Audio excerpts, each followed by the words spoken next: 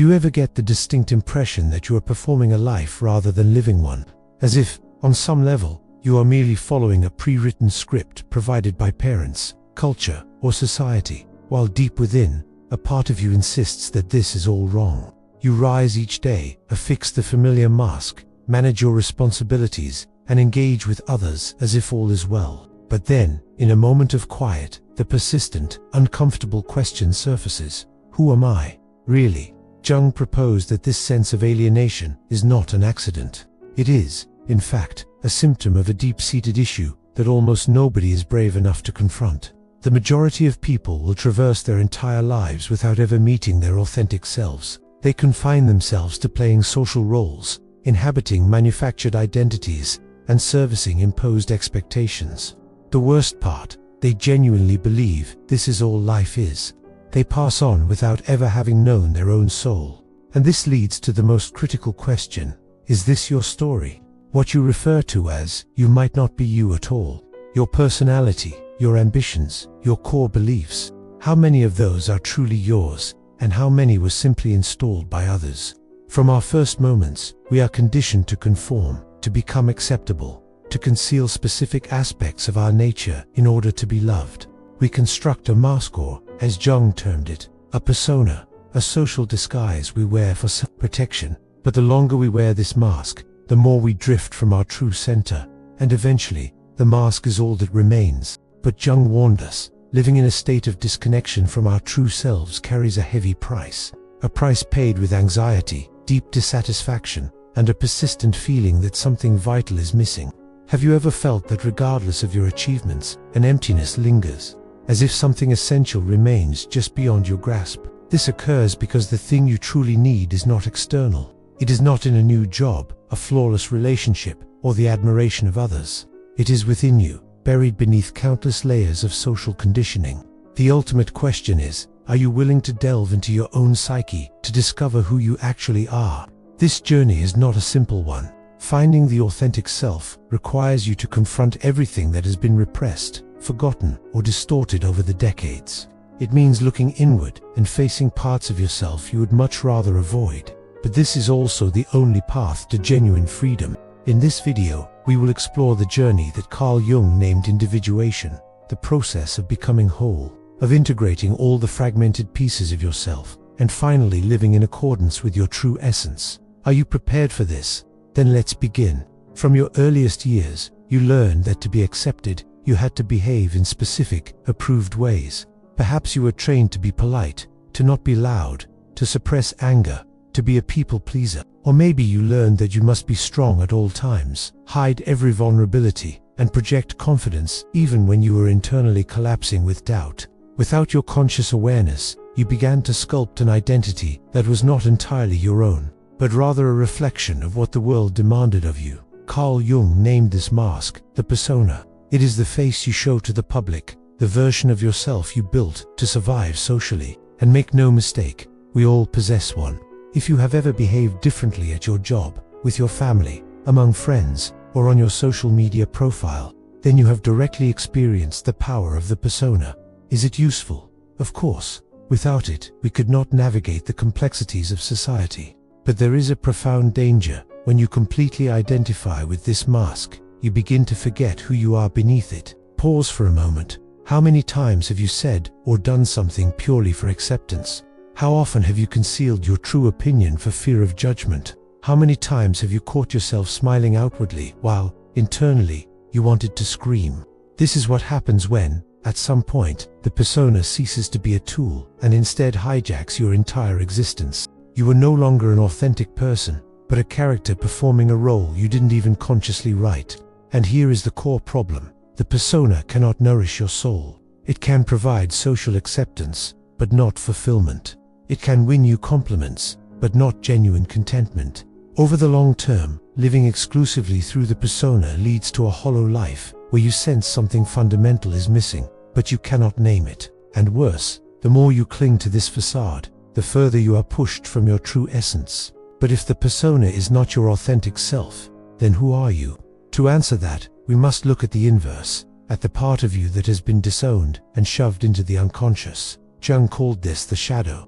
And this is where the real quest for your true self begins. But be warned, what is hidden in the shadow is not always pleasant to face. Are you ready to find out? Then stay with me. If this content is resonating with you, click the subscribe button and join the channel. Thank you for your support.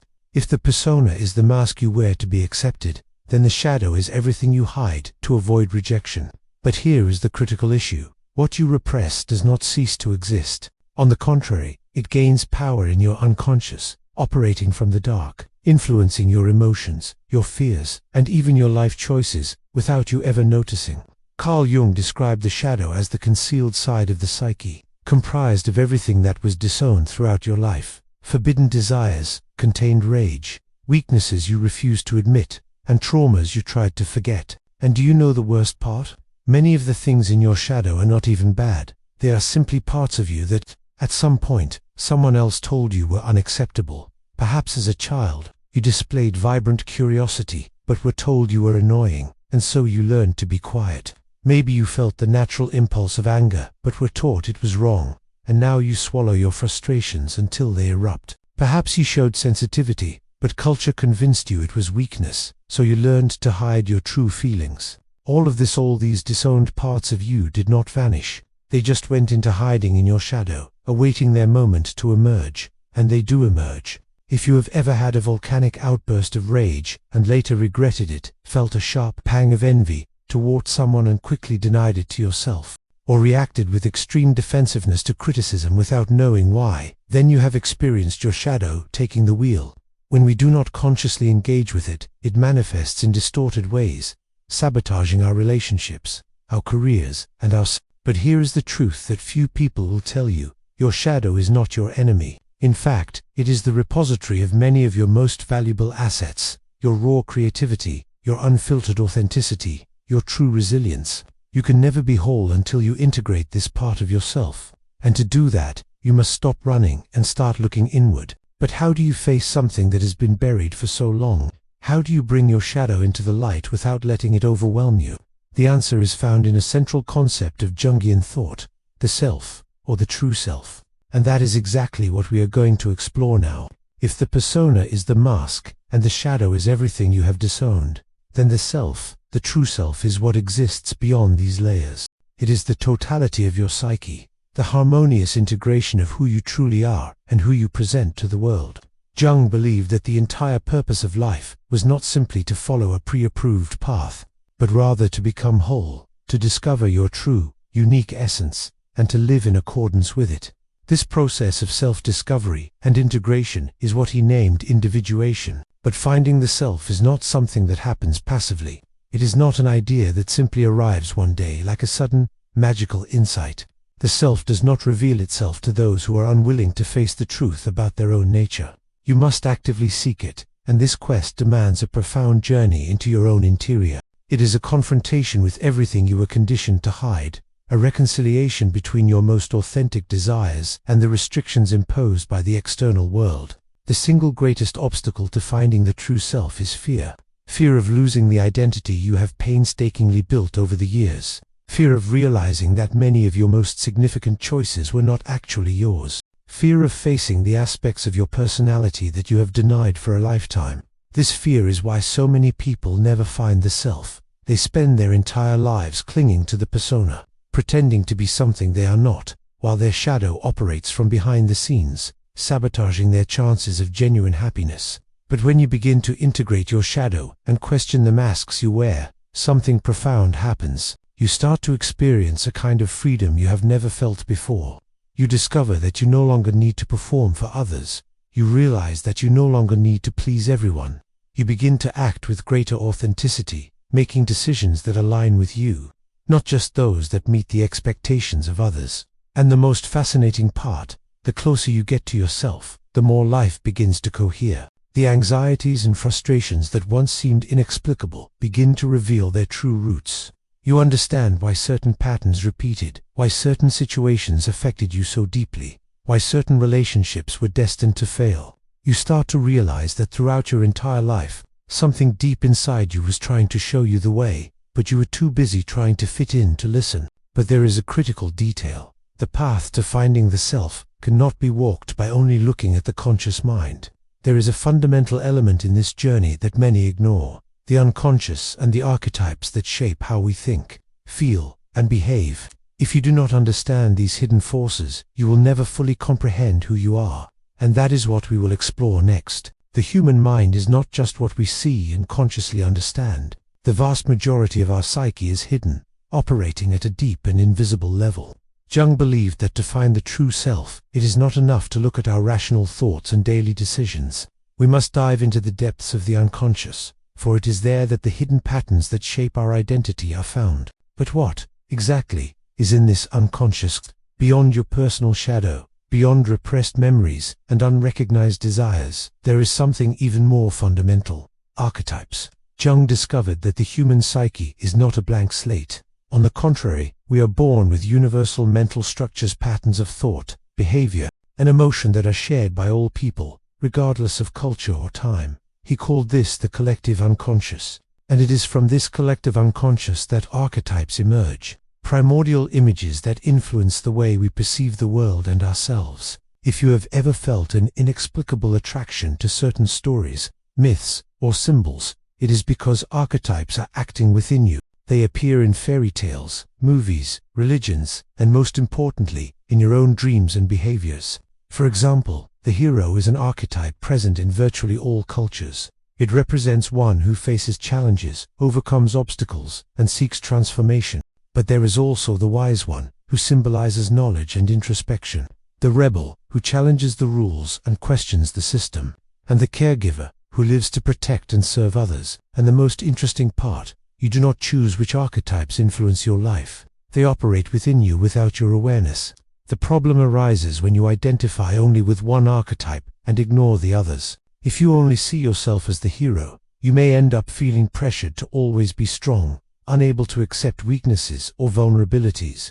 If you live solely in the role of the caregiver, you may spend your life putting others' needs above your own, forgetting about yourself. Finding the true self means balancing these archetypes, recognizing which ones dominate your life, and integrating those that have been neglected. But how do these archetypes appear in your life? The answer lies in your dreams, your impulses, the patterns that repeat without you understanding why.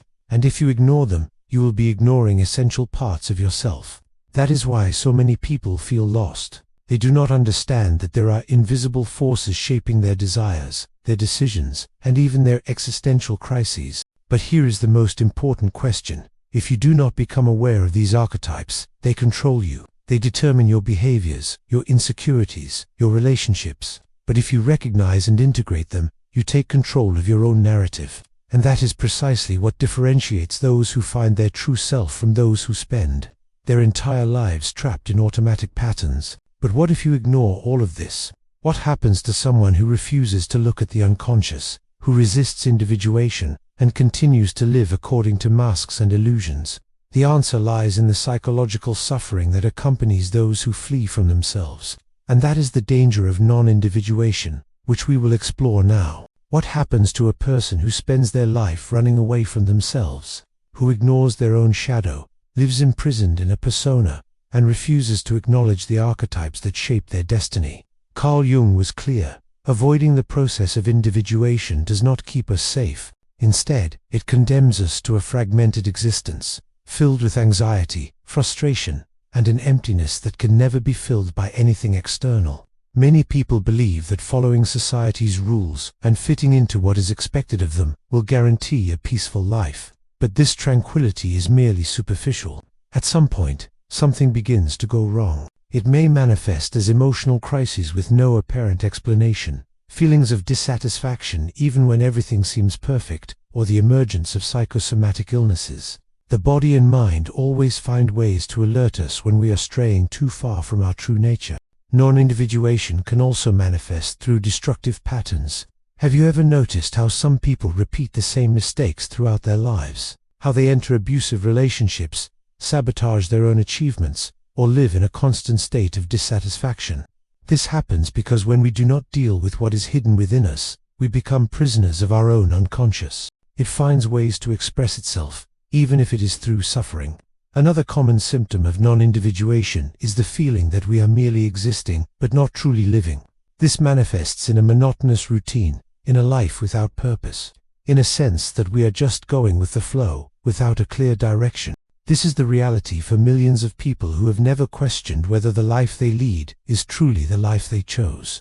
They follow inherited patterns, imposed beliefs, and external expectations without ever stopping to ask, does this really make me happy? And the most dangerous of all, resentment. When a person ignores who they really are, they inevitably feel anger, but they do not always know where that anger comes from. They may turn against others, blaming the world, the system, their family, or society for their suffering. Or they may turn inward, transforming into depression, self-sabotage, and a deep disconnection from their own existence. But there's a way out. There's a way to break this cycle and free oneself from this invisible prison. The answer lies in the courage to face the truth, to question one's own illusions, and to seek individuation. This process is not easy. It requires strength, determination, and the willingness to look within, even when what we find is not pleasant. And now we come to the crucial point. What does it mean in practice to be yourself? What is it like to live without masks, without repression, without fear of external judgment? What happens when you truly find your true self? Let's explore this in our conclusion. Finding your true self is not a destination, but a process.